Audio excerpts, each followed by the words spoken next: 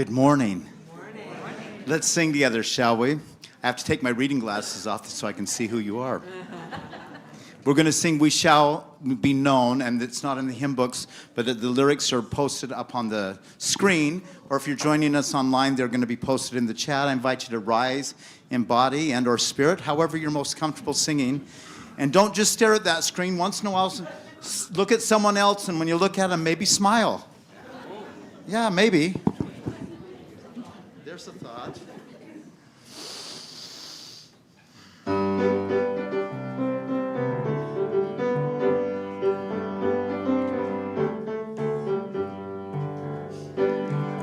We shall be known by the company we keep, by the ones who gather round to tend these fires. We shall be known by the ones who sow and reap the seeds of change alive from deep within these earth. It is time now, it is time now that we thrive. It is time we sing ourselves into the well. It is time now, and what a time to be alive. In this great turning we shall learn to lead in love. In this great turning we shall learn to lead in love. We shall be known by the company we keep, by the ones who gather round to tend these fires. We shall be known by the ones who sow and reap the seeds of change alive from deep within the earth. It is time now, it is time now that we thrive. It is time we lead ourselves into the well. It is time now, and what a time to be alive. In this great turning we shall learn to lead in love. In this great turning we shall learn to lead in love. In this great turning we shall learn to lead in love. In this great turning we shall learn to lead in love.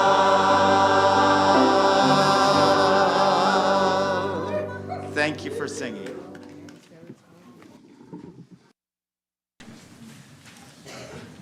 Good morning.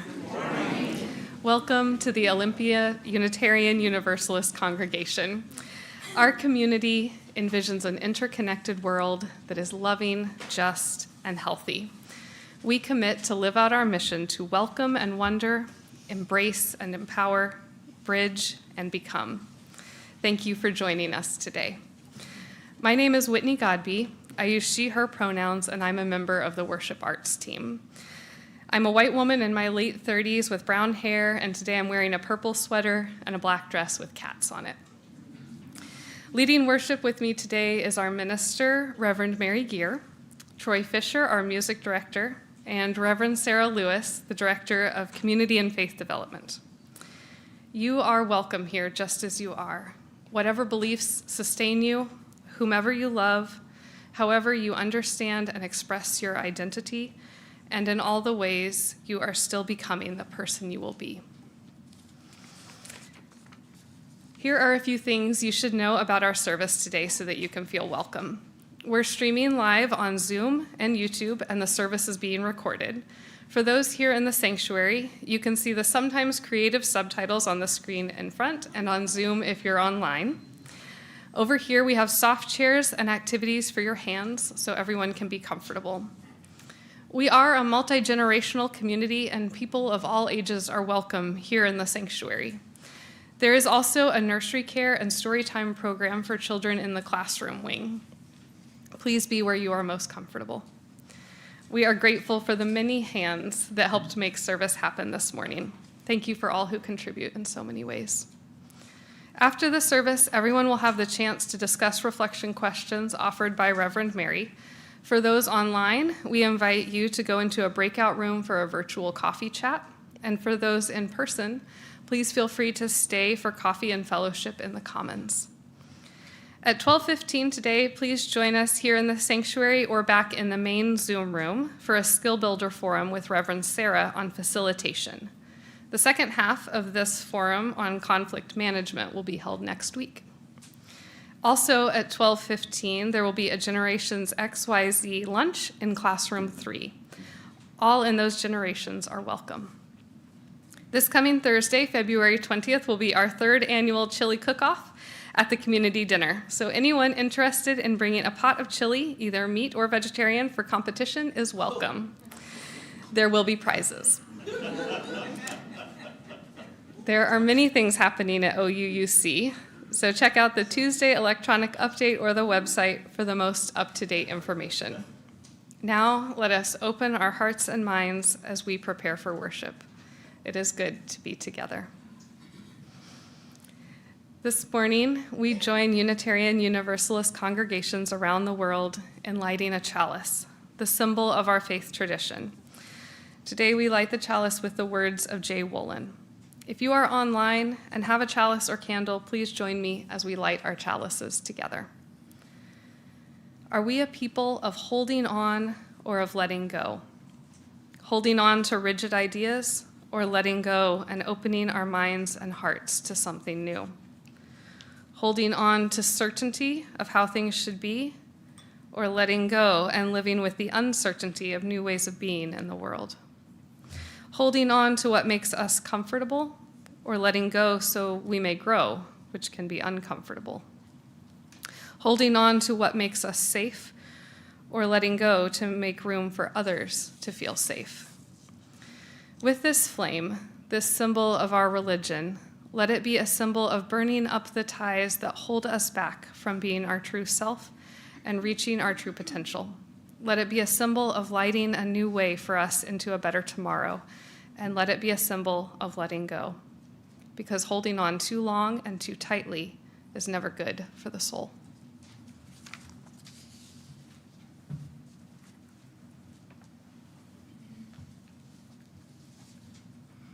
Good morning. I'm Reverend Mary, and I use she, her pronouns. I am a white woman in my early 60s. I have glasses and curly brown and silver hair. Today I have on a blue shirt and a black jacket, and I'm wearing the beautiful stole that you gifted me when I returned from sabbatical last fall. Our opening words this morning are offered by the Reverend Julian Jamaica Soto. This is a responsive reading, and so you're going to find that the words will be on the screen in front of you, so please join in on your part. All that we are, together and individually, is part of the abundance of the universe. We are made of stars. We are made of earth. All that we have comes from earth, from the labor of those in our communities. From the cities, farms, and oceans that lie us, the world and those who live in it. We are surrounded by blessing, by grace, and by possibilities. We are reflected in every other human being. We respect and honor one another's differences. We celebrate our interbeing with abundance and the practice of generosity. Come, let us worship together. Let's sing together. Out of the Gray Hymn Book, hymn number 131, Love Will Guide Us. I invite you to rise in body and or spirit, and let's sing together and with one another.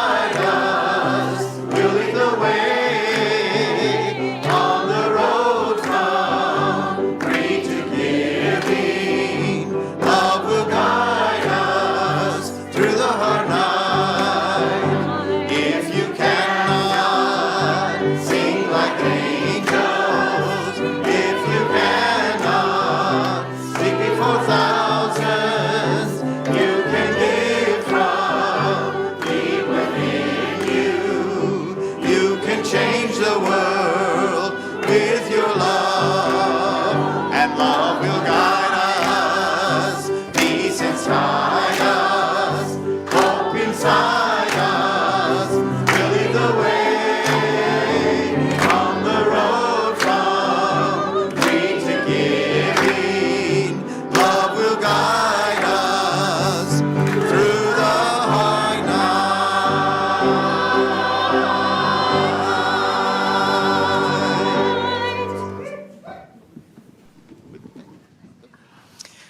Good morning, all. The tree grew in the village, or perhaps the village grew around the tree. It was a very large tree, so large that it took 6 people holding hands with each other to wrap all the way around and give the tree a hug. The roots went deep into the earth, drawing down water, holding soil in place, and the branches spread wide, providing shelter from the rain and shade from the sun. The people of the village loved the tree. The children came and played in its branches and at its feet. Those who were celebrating friendship or love came before the tree and found that promises made there nourished relationship. Those who had dreams or hopes found that whispering them to the tree strengthened commitment. And those who had memories found that when they came to the tree, those memories were sweeter and stronger. The tree had seen so much, generations of hopes and fears, love and loss. And the animals loved the tree too. The squirrels ran up into its branches. The bats and the birds flitted in and out. And then one day, a merchant came to the village and came to sit and rest for a while beneath the tree and eat some of its fruit. "This is the most delicious fruit I've ever had," exclaimed the merchant. "Why, I would love to sell this fruit." And seeing a villager sitting there nearby, asked, "Who owns this tree? I must speak to the owner." The villager said, "No one owns the tree. It can't be owned." "Well then," said the merchant, "if no one owns the tree, then no one will mind if I take the fruit." And the villager replied, "Well, I mind, and today I am the keeper of the tree." "The keeper of the tree," said the merchant, confused. "What does that mean? The tree doesn't need any keeping. It's fine without you." The villager replied, "Well, yes, perhaps the tree would be just fine without us. But nonetheless, we are here, and we take care of the tree, and the tree of life takes care of us. And not only that, we take care of each other. Why, today as I've been sitting with the tree, a woman whose heart was heavy with loss came here, and if I hadn't been sitting here, she would have been grieving all alone. And a tired couple came to rest here, and if I hadn't been sitting with the tree today, there would have been no one to make sure that it was quiet and safe for them to nap and rest. And you came today to the tree, and if I had not been here with the tree today, there would have been no one to explain things to you, and you would have gone on thinking that it was all about you. When truly, when we are with the tree of life, it's about so much more than us alone." Well, the merchant thought about these ideas and how they were pretty new and challenging, and rested there for a while, and then went on. But as they traveled forth from the tree, they found themselves whistling a tune that they hadn't thought of in a long time, and smiling at everyone that they passed. And their heart was just a little more open. And what about the people of the village? Well, they carried on taking care of the tree and being nourished by it, taking care of each other and sharing their gifts with grace and gratitude. And may that be so for all of us as well. Thus ends our story.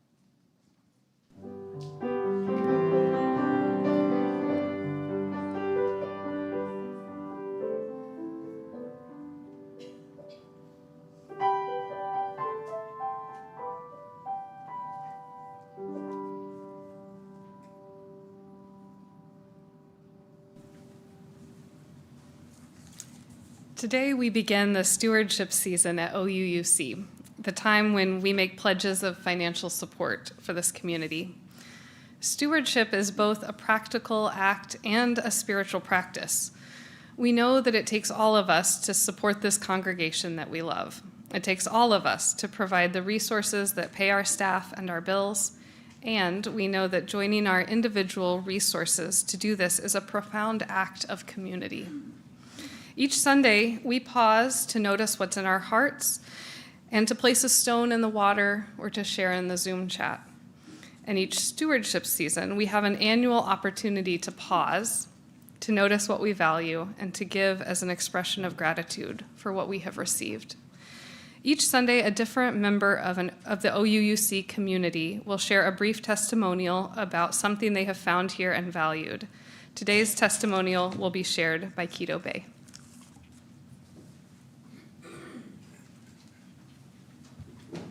Good morning. I'm Keto Bay, and I use they, them pronouns. I'm a white 30-something-year-old trans queer millennial. Today I'm wearing a black floral button-up shirt, and I have purple hair. And yes, I can confirm the authenticity of the rumor that Ryan Bay is my brother. Same face, different hair. I moved to Olympia the summer of 2023, and while my time here has been short, it has been very impactful. It is my third space, a place to exist beyond home and work settings, which is crucial for me living alone and working from home. OUUC has been a place of belonging for me, a place where I could email Reverend Sara and say, hey, you don't know me, I moved here 3 months ago, but could I start a young adult group at OUUC? We had something similar at my last congregation, and it was a beautiful space to hold, where most people are part of a different generation than me, but to hold a space for those who might be younger. The Gen XYZ group is a space for 18 to 45-year-olds to gather in community, get to know one another, and to talk about important things in our lives. We meet on the third Sunday at 12:15 for lunch, and coincidentally, that's today. It's in classroom 3 at 12:15. OUUC has been what I needed to nourish my spiritual, emotional, and community needs.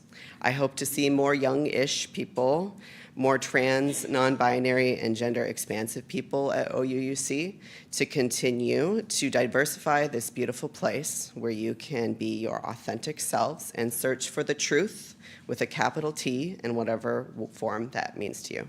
Thank you.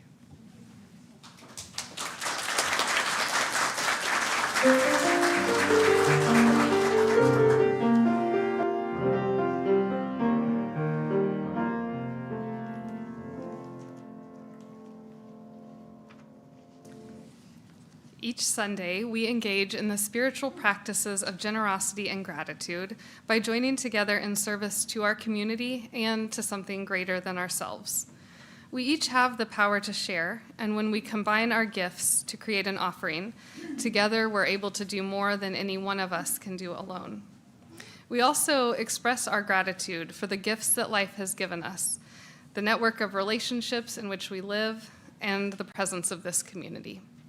If you are new or visiting us, you are our welcome guest, and we do not expect you to contribute. However, if you are moved to be part of our offering, what you share will be most gratefully received. The offering collected here does two things. It helps support the ongoing work of this congregation, which is also supported by your regular pledges. This offering also supports an organization that serves our community in harmony with our Unitarian Universalist values. Our Share the Plate organization for January and February is New Horizon Communities. This is what they share about their work. Hi, my name is Colleen Carmichael, and I'm the Executive Director of New Horizon Communities, formerly known as Quixote Communities. New Horizon provides chronically homeless people with a safe place to lay their heads, on-site behavioral health and mental health support services through our college intern program, and one-on-one case management to help our residents meet their goals. Your support will help us grow our successful model by giving more people a chance to thrive. By reducing the number of people exposed to harsh weather, We are not only showing empathy and kindness, but we are saving money. Our model costs 50% less than leaving them on the streets or sweeping them, and it's historically proven to give long-term results. Thanks to faith-based organizations like yours, we currently serve 100 people annually. How can you help be part of this movement? Well, you can host a gathering at your home where we can share our success stories. You can volunteer at our site by providing a movie night or a meal.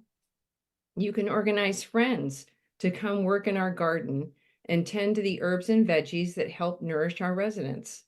You can advocate for change by speaking in support of housing at your city and county councils, or you can support related bills at the state and federal level. We already have seen what your church can do. Your efforts turned the homeless encampment known as Camp Quixote into what is now New Horizon Communities. Thank you for being a light in our world and helping us spread joy and love to all our neighbors this holiday season. May the offering now be generously given as it is gratefully received.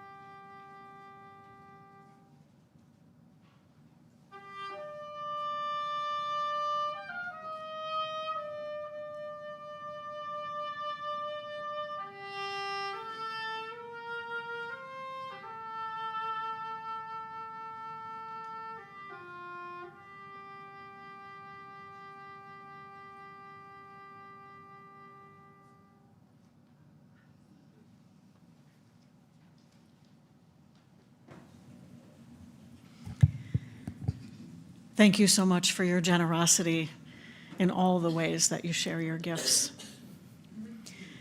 This morning we do what humans have done for all of our existence. We gather in times of anxiety and worry, and in times of celebration and joy.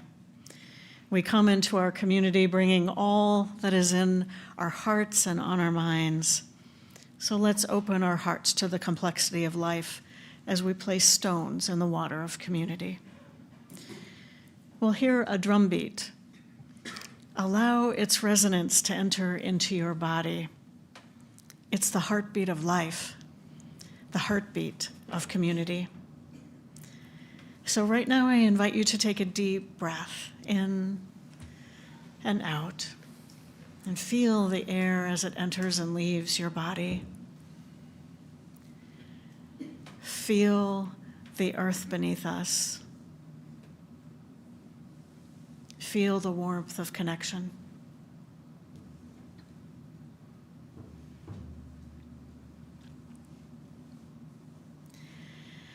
This weekend we mark President's Day, a time to remember the leadership that created and supported this country's democracy.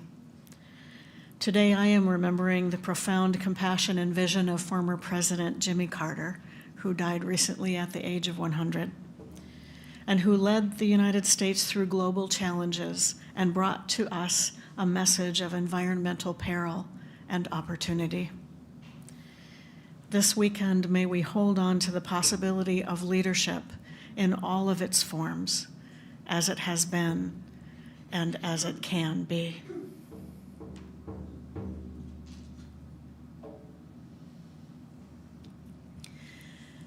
Now let's open our circle wide. For those joining us on Zoom, I invite you to share from your heart by entering in the chat. Those of us in the sanctuary will be able to see your sharing on the screen, and it will be shared with me and the pastoral care team. For those on site today, I invite you to come forward if there's something you'd like to bring into the community this morning. You may place a stone in the water as you hold your sharing in your heart. So let's hear the heartbeat of our community as we reach out our hearts in love and care to all those who share today.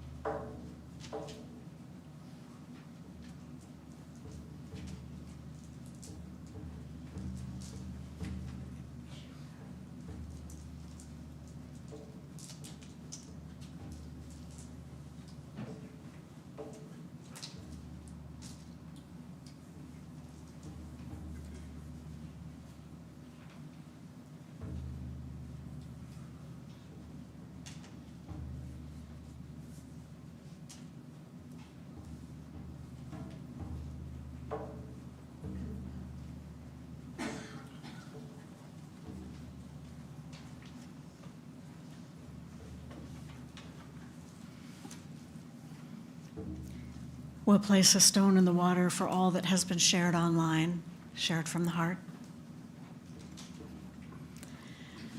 And one more stone in the water for all that we hold in our hearts and that remains unspoken. We hold together all that has been shared.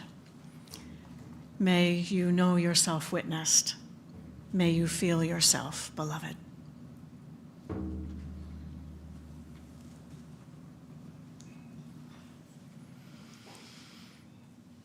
Please be in whatever way is comfortable for you to howl. This is a day for howling. So wolves howl in order to connect with each other. So let's howl so that we can send that connection over the internet to all who are joining us this morning. And then we'll have some silence together.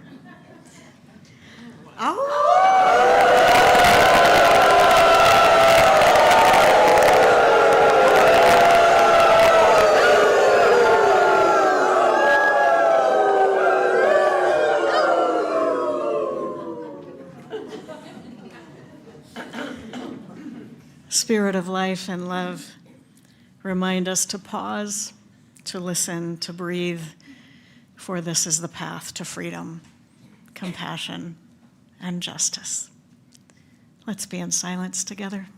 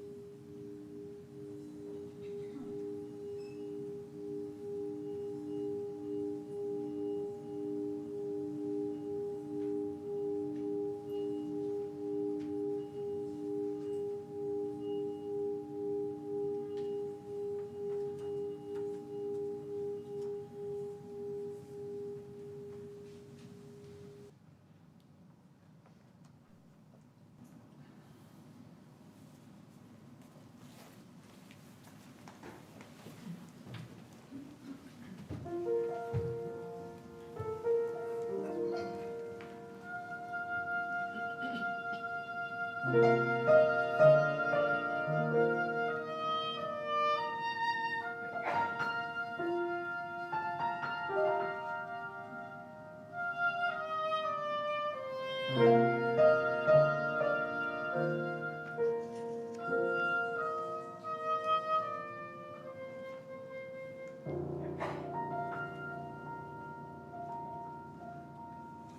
the world say that you don't look the right way? Does the world say that you're just not enough? Does the world say that you're not in the right spot? When it wants you there, but not here, and tells you all the things you are not.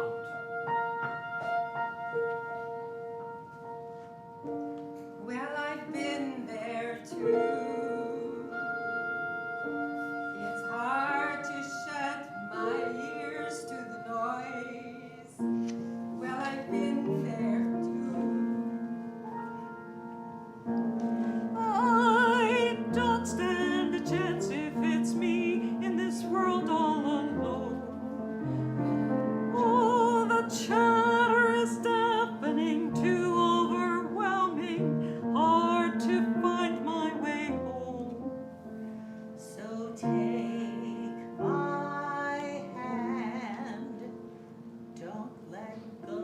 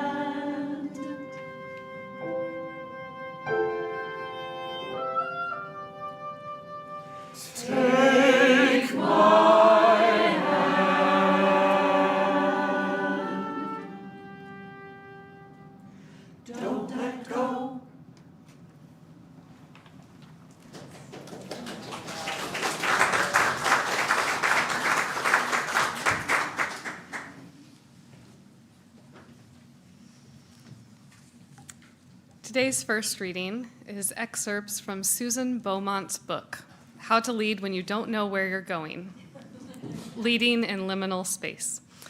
Beaumont is a congregational consultant, coach, and spiritual director. She published this book in 2019, just in time for the global pandemic.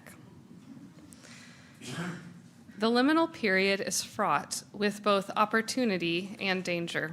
It can be an incredibly freeing season in which old structures are released, new identities and possibilities are explored, and power is reassigned. It is also a troubling time during which people are subject to the lure of tricksters. Leaders and followers may be tempted down false pathways which serve no useful purpose. The natural human response is to resist liminality and to strive backward to the old familiar identity or forward to the unknown identity rather than wander in the wilderness. Our resistance stems from the fact that liminality begins with an ending, an experience of loss, and humankind resists loss. We also resist the unknowing inherent in not yet, the loss of control over our own destiny.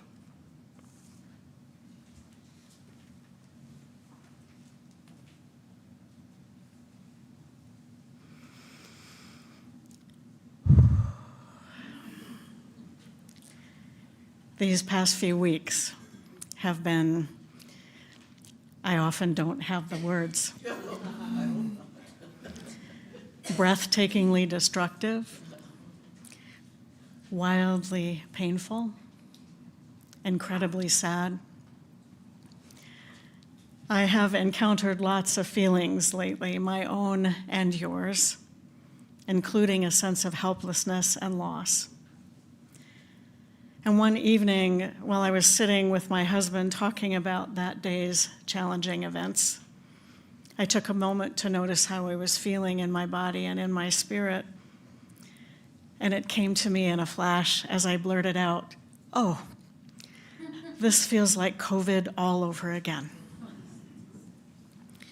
Do you remember those first weeks and months of COVID? When we didn't know what was happening?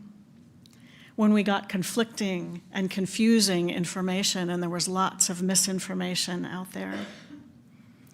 We were waiting for someone, anyone, to show some guidance and leadership. When we were isolated, needing connection and knowing that being with others could be dangerous. Do you remember that time? In just a few weeks, we will mark the 5-year anniversary of that global shutdown. It's been 5 years. And we are still recovering from that time, working through what has changed and what has remained, working through the losses and the collective trauma of living through events that changed us forever. And here we are now, in another time of great peril and great change that feels beyond our control. I have the same sense of disbelief, shock, and confusion that I felt then. How could this be happening? Sadness and grief about the impacts on people and the planet. Living with the realization that some things are irreplaceable. People, plants and animals, and trust. Feeling like I have little or no control over what is happening and hurting so many and so much. The circumstances aren't the same, and yet it feels familiar. It makes me want to howl at the moon. As we were preparing for the service today, Whitney commented that she thought I'd talked about liminal space before, and she's right. I preached about liminal space several times during COVID because I thought it might help give us a framework for understanding what was happening then, and I think it can be helpful again now. Liminal space, liminal time, is the uncertainty and unknown between what was and what has not yet come into being. It's a time of destruction and loss. It can also be a time of rebuilding. When we were in the liminal space of COVID, we hoped for a post-COVID world, and we had no idea what it would be like. Some of us longed to go back to how we were before, and some of us longed for it to just be over so that we could move on. We endured together the in-between of not what was and not sure what would be. So here's some things we know about liminal times. They're exhausting. It's hard to hold on to some sense of order and stability when everything feels dangerous and is changing. During liminal times, we will encounter the limits of our tolerance for ambiguity and uncertainty. And if that isn't hard enough, it's always hard to face our own limits. Liminal times begin with an ending of what was, and so there is always grief. And uncertainty causes worry and anxiety about what might happen and what is to come. We need each other more than ever during liminal times because living through them is hard. And we need support and encouragement, especially when we are in despair and feel helpless.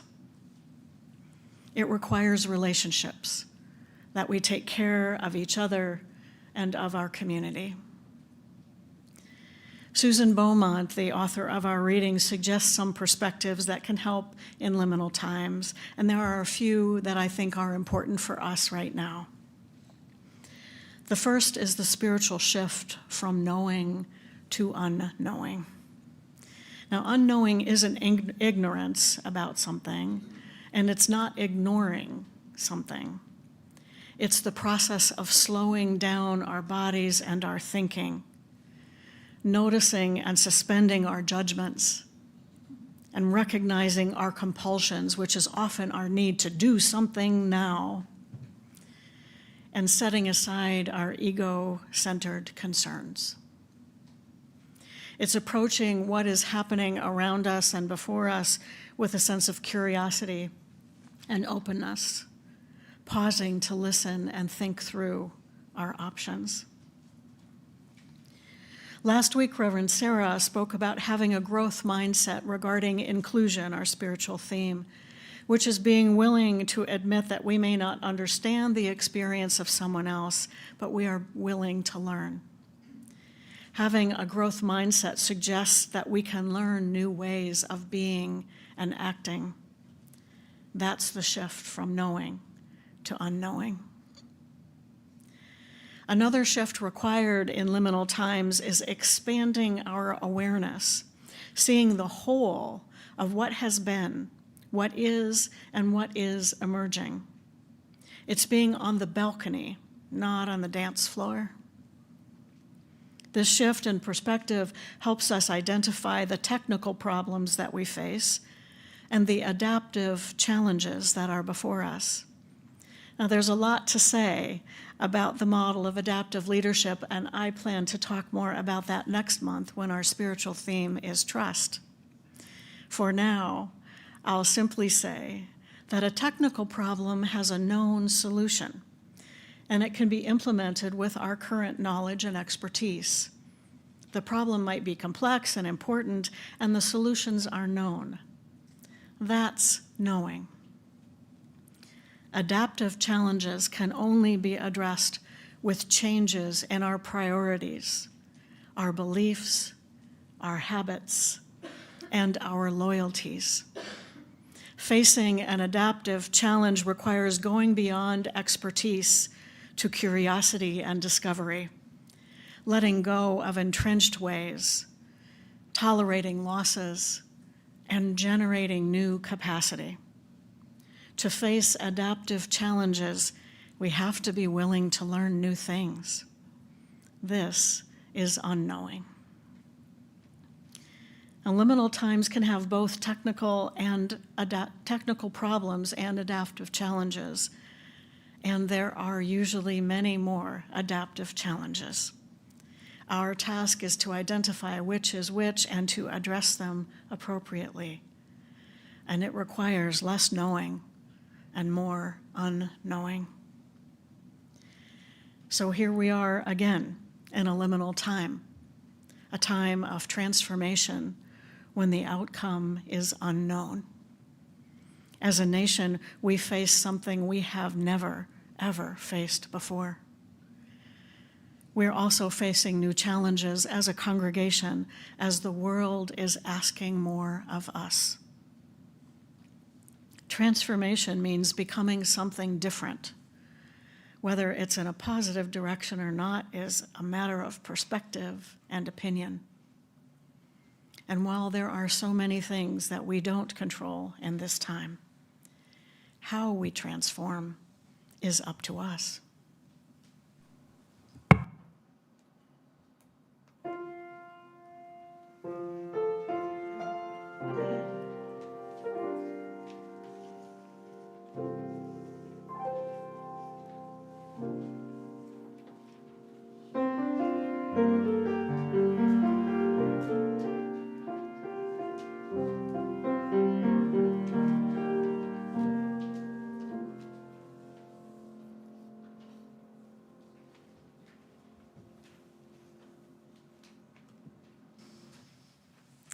Our second reading is excerpts from 2 blog posts about congregational discernment by Mek Groot and Joe Sullivan, posted in early 2023. Mek Groot is part of the Unitarian Universalist Association staff for the New England region. She's a graduate of the Episcopal Divinity School, where she concentrated on feminist liberation theology and ethics. Joe Sullivan is the former Unitarian Universalist Association director for the Northern New England District and a congregational consultant on leadership and governance. What's apparent now is just how radically counter to Unitarian Universalist culture the practice of discernment is. The first challenge is getting a group of UUs to admit that they're staring into an uncertain future and no one really has a clue what to do. There's no easy fix, no meaningful plan, no map, no expert to call in to tell us what to do. More and more congregations are asking existential questions that baffle all of us. What are the needs of families and children of our community today, and how are we situated to serve those needs? What options are open to us to advance our mission and serve our ministries with our present financial and volunteer capacity?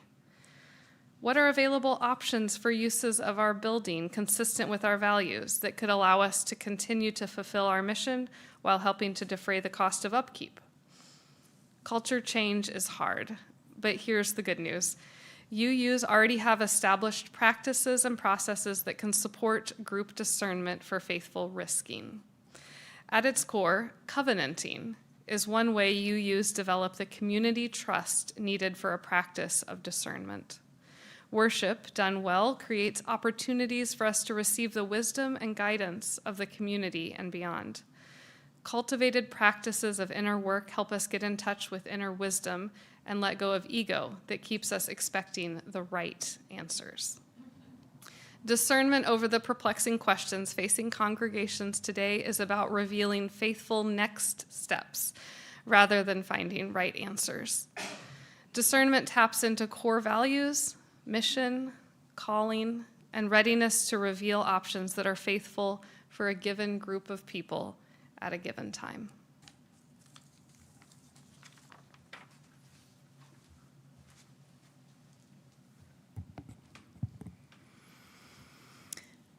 So the joke among ministers is that every preacher really just has one sermon that they give over and over again. As I've reflected on my time in ministry and the voice that I have honed in my years with you, this is what I think my sermon is. We are called to do hard things. There's a lot we don't know, and we will make mistakes. We must try anyway for our own spiritual growth as individuals and as a community, and for justice. And we can do these things together on a foundation of love. Now, I could just stand up here and say that every Sunday, and we'd get to coffee and snacks a whole lot sooner. And I suspect that you might like a little bit more to nurture your mind and your spirit in these challenging times. So here we go. Here's the hard things I think are before us. We are called to deep communal discernment about the next best steps. This requires slowing down, deep listening, and curiosity. It requires unknowing. It requires moving beyond our personal experience to include the whole, especially perspectives that are different from ours. Now, I'm not saying that we wait and do nothing. There are things to do now. I'm saying that we take the time to notice where there is energy and passion inside and outside our walls, that we pause to determine where we can have the most impact, and to discern what our unique role is as a faith community. There are new leaders and paths emerging, and we have to be ready to follow them. And we can also remember the good news that we know we can survive and thrive in liminal times. We've done it before, and we can do it again. During COVID, we created new teams to address what was happening and to help determine our next best steps.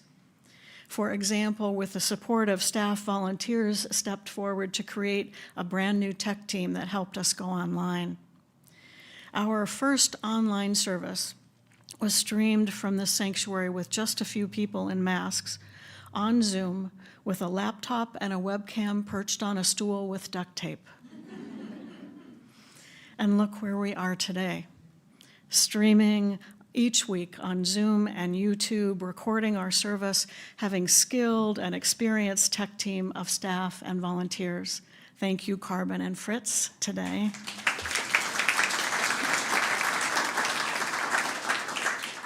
We have about a third of our congregation attending online, and 25 to 60 people who watch the services later on YouTube.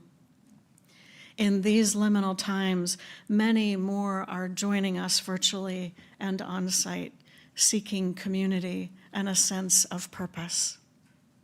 During COVID, we continued offering classes, social groups, children and youth programs, a parents group, and welcoming new members, all so that we could sustain and support the connection for all ages.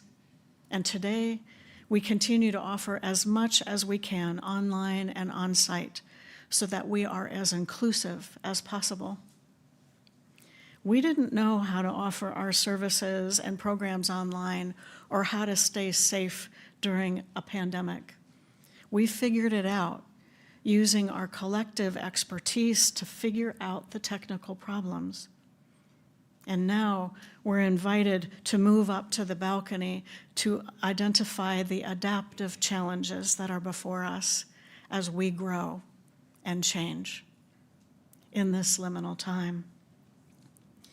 Liminal times also ask us to explore our past, not so that we can replicate it, that's not possible, but so that we can remember the stories rightly and bring forward the lessons and values that can help us build hope for the future. During COVID in 2022, we revisited our history as we celebrated OUUC's 70th anniversary, and you installed me as your minister.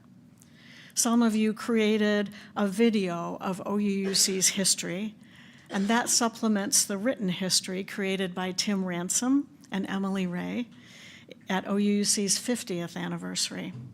And if you're interested, you can find all of that history on the website at the tab, Who We Are.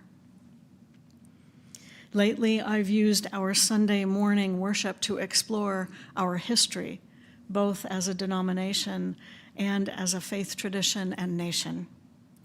I wonder how we might further explore our collective values and stories as we discern where we go next. During liminal times, we're asked to revisit and clarify our purpose with questions like, who are we now? Who are we here to serve?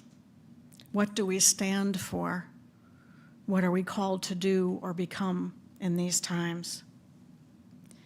During COVID in 2021, the OUUC Board of Trustees engaged a consultant to help us revisit our mission, vision, and ends or goals. Each Sunday, the celebrant says our vision and mission as a part of our welcome to each service. And you can also find the result of that work on the website at the tab Who We Are. These are important questions to revisit now in this liminal time. Who are we called to be and what are we called to do now? And last, liminal times require that we remember that we are not alone. We are not alone, and we need each other. During COVID, we counted on experts and others within and outside of our congregation to help us be as safe as we could.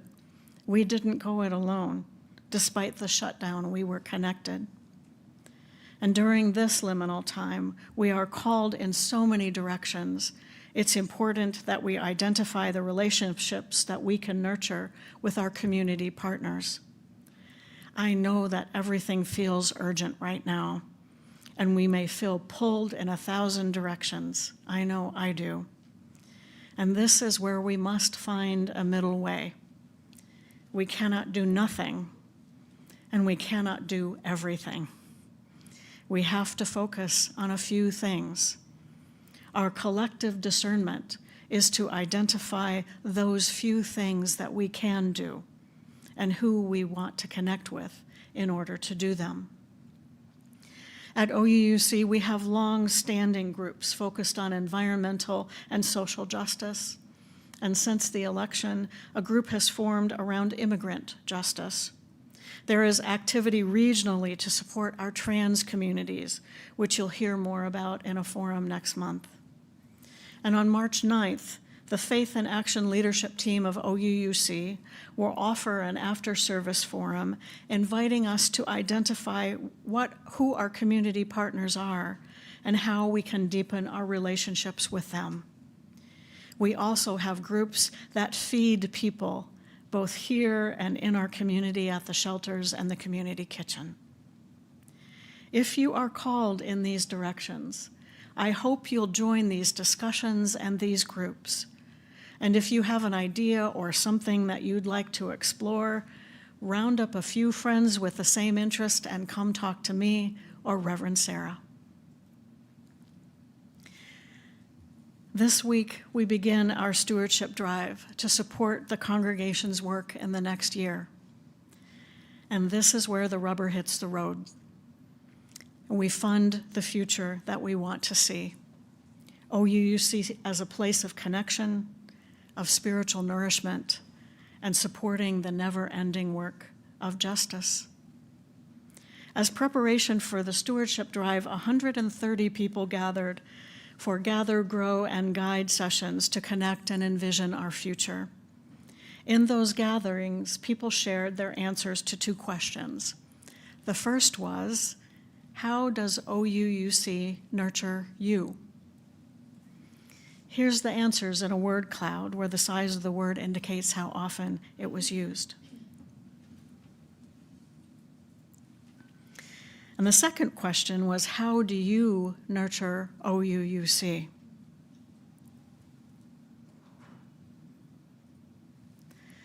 Now, perhaps you noticed what I did. Community is in really big letters.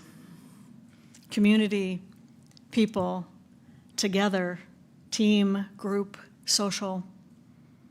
Other big words were grow, attend, opportunities, financial, service, inspiration.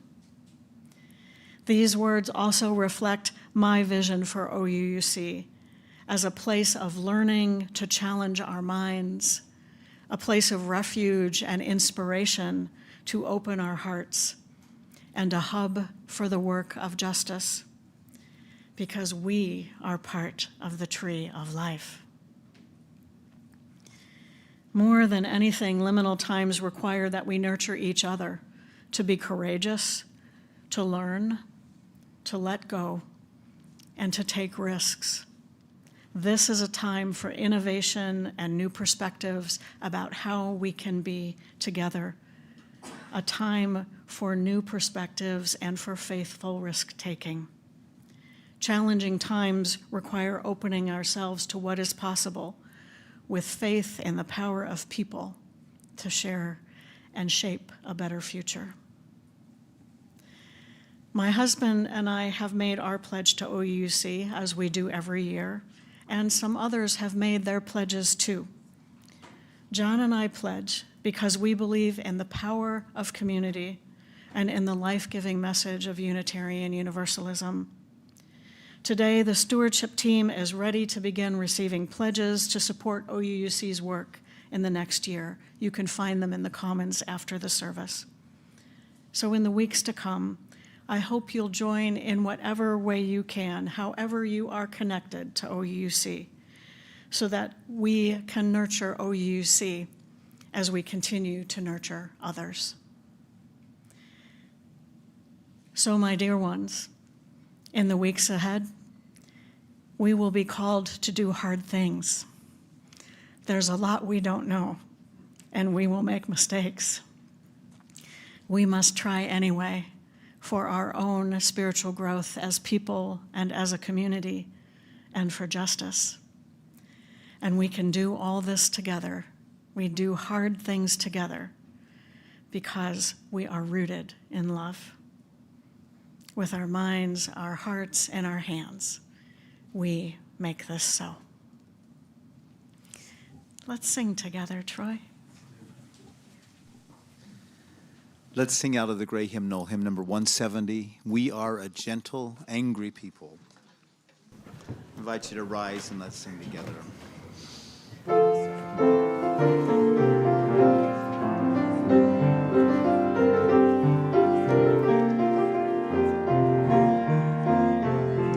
We are a gentle, angry people, and we are singing, singing for our lives. We are a gentle, angry people, and we are singing, singing for our lives.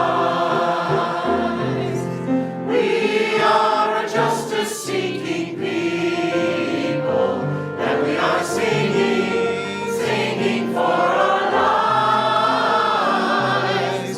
We are a justice-seeking people, and we are singing, singing for our lives. We are young and old together, and we are singing, singing for our lives.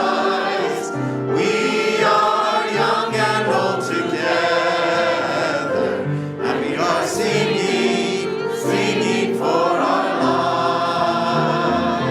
Oh, we are a land of many colors, and we are singing, singing for our lives.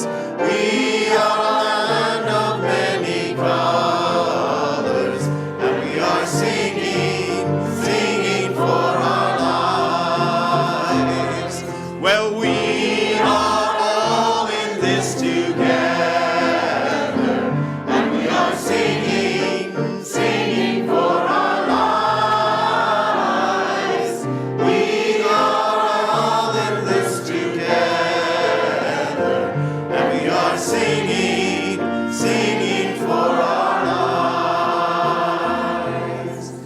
We are a gentle, loving people, and we are singing, yes, singing for our lives. We are a gentle, loving people, and we are singing, singing for our